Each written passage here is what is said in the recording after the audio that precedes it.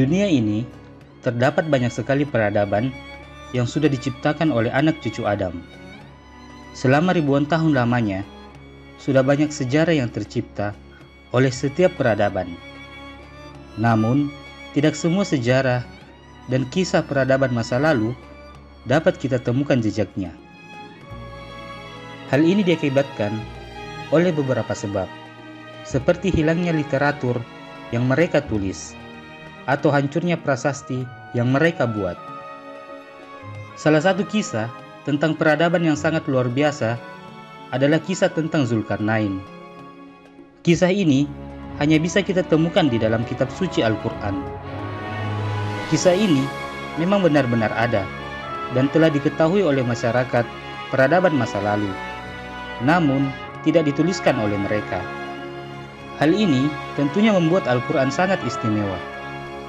Kisah Zulkarnain bisa kita temukan di surat Al-Kahfi. Terdapat beberapa kisah di dalam surat Al-Kahfi sebelum Allah menceritakan tentang Zulkarnain. Kisah sebelumnya menceritakan tentang kisah Ashabul Kahfi yang mengisahkan pemuda-pemuda saleh yang merupakan putra dari para raja atau tokoh pada masa itu yang kemudian ditidurkan oleh Allah selama bertahun-tahun lamanya di dalam gua. Kisah selanjutnya yaitu kisah Sohibul Jannatain atau pemilik dua kebun, dan kisah pertemuan Musa alaihissalam dan Khidir alaihissalam. Kemudian yang terakhir barulah kisah Zulkarnain. Kisah tentang siapa Zulkarnain ini detailnya merupakan perkara yang gaib yang hanya diketahui oleh Allah Subhanahu wa Ta'ala, dan mencari-carinya merupakan perkara yang mestinya diabaikan saja. Di dalam Al-Quran, Allah hanya menceritakan garis besar dan sedikit kisahnya. Bahkan Nabi SAW tidak mengetahui Zulkarnain sebelum Allah menurunkan wahyu kepadanya.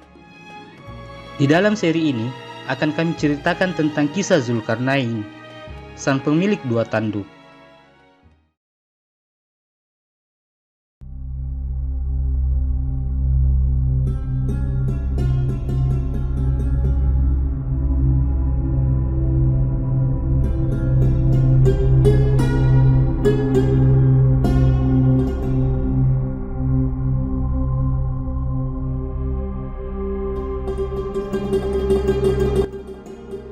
Zulkarnain adalah seorang hamba yang hidup beberapa tahun lalu dan mempunyai kerajaan yang sangat besar.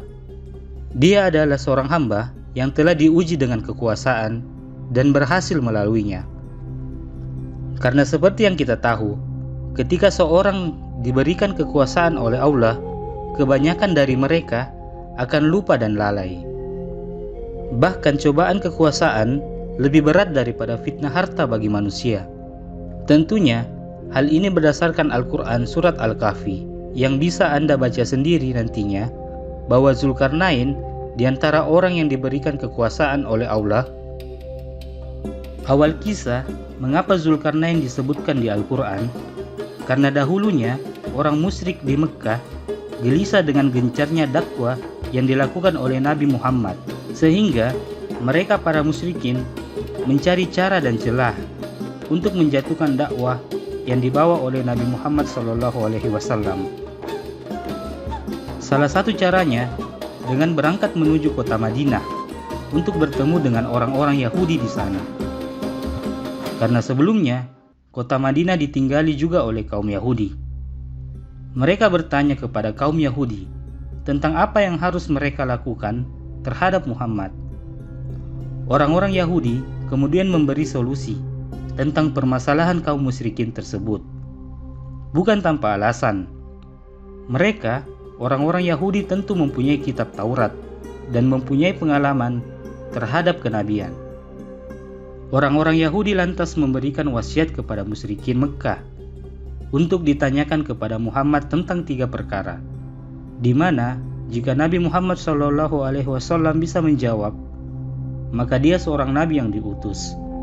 Dan kalau tidak bisa menjawab 3 perkara tersebut, maka dia hanya seorang laki-laki yang mengaku sebagai nabi.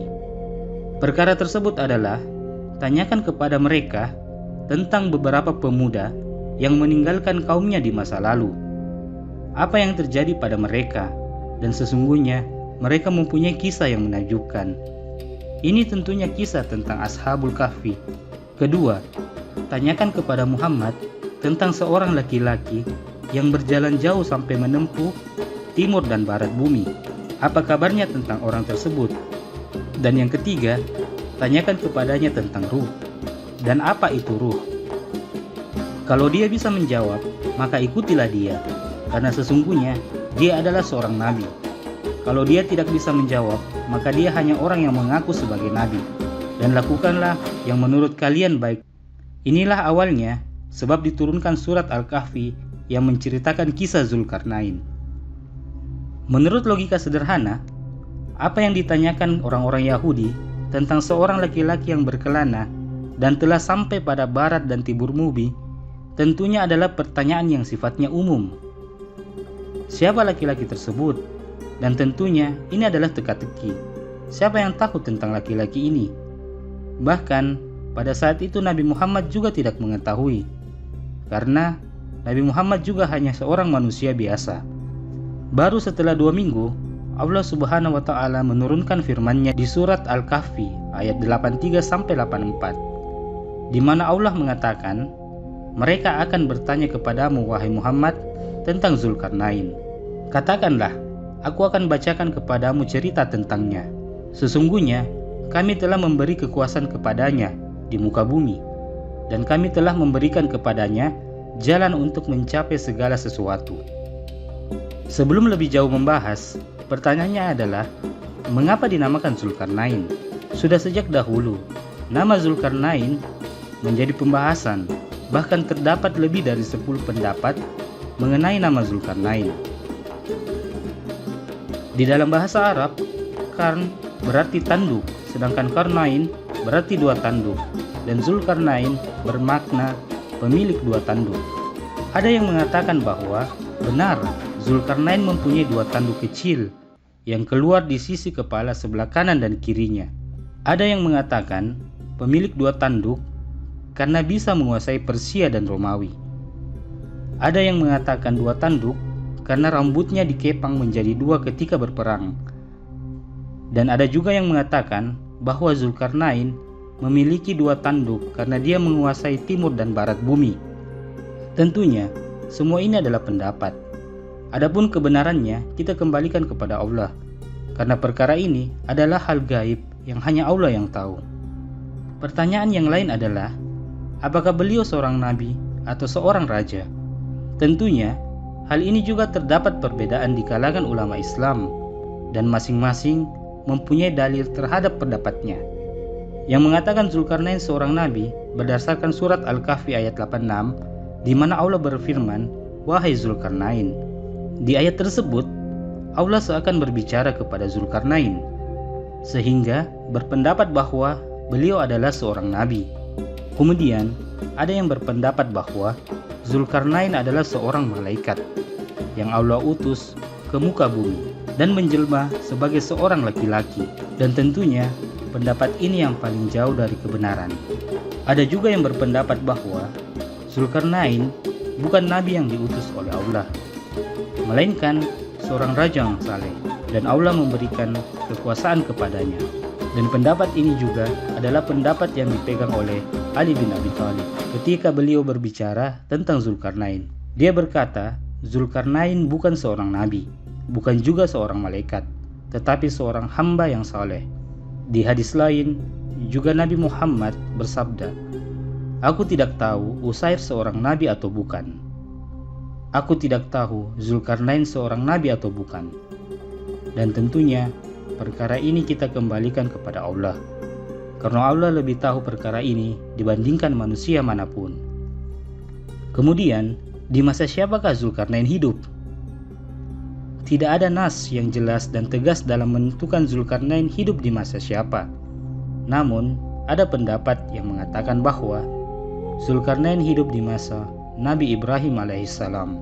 Tidak ada yang tahu tentang perkara ini, karena tidak tertulis di kitab dan buku manapun mengenai hal ini. Bahkan, Nabi Sulaiman alaihissalam, kisahnya tidak tertulis selain di Al-Quran dan kitab Taurat atau Perjanjian Lama. Padahal, sisa-sisa kerajaan Sulaiman masih ada bekasnya di wilayah Palestina. Demikianlah sejarah, mudah sekali hilang. Mungkin mereka tahu, tapi tidak dicatat. Intinya adalah, kita tidak mendapat kisah Zulkarnain di buku sejarah manapun. Tapi bukan berarti tidak ada. Sejarah bisa hilang, apalagi kejadiannya terjadi ribuan tahun yang lalu.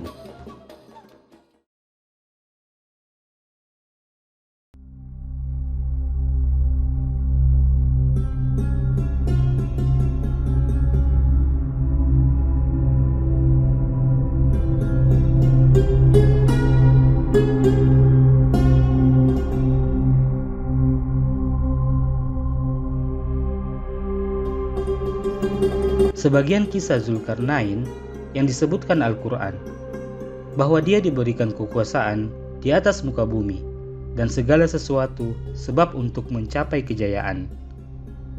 Artinya, Zulkarnain adalah raja yang sempurna dari segala keperluan duniawi yang harus dimiliki oleh seorang raja telah dimiliki oleh Zulkarnain, termasuk kekuasaan, kekayaan, karisma, kecerdasan, bahasa, dan kekuatan. Setelah itu, dikatakan di dalam Al-Quran, dia menempuh suatu jalan untuk bertakwa kepada Allah. Karena dia diberikan kekuasaan, dia sadar bahwa kekuasaan tidak selamanya dimiliki dan akan hilang begitu saja. Dia berjalan terus ke arah barat, sampai tiba di tempat terbenamnya matahari. Zulkarnain mendapat bahwa di wilayah tersebut, matahari terbenam di dalam lautan berlumpur hitam. Di sisi tersebut, ternyata ada suatu kaum. Kemudian yang dilakukan Zulkarnain adalah mendakwahi dan memberi mereka dua pilihan. Yang pertama, hendaknya beriman dan bertakwa kepada Allah, maka akan mendapatkan kebaikan di dunia dan di akhirat. Kedua, yang berbuat zalim akan diperangi dan mendapatkan balasan yang setimpal di dunia dan akhirat. Adapun yang terjadi pada kaum tersebut tentunya tidak dijelaskan detailnya. Zulkarnain kemudian melanjutkan perjalanannya. Setelah menyelesaikan urusannya dengan kaum tersebut, Zulkarnain kemudian menuju arah sebaliknya, yaitu menuju arah timur.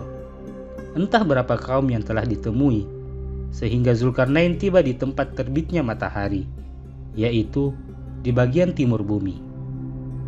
Dia mendapati matahari tersebut.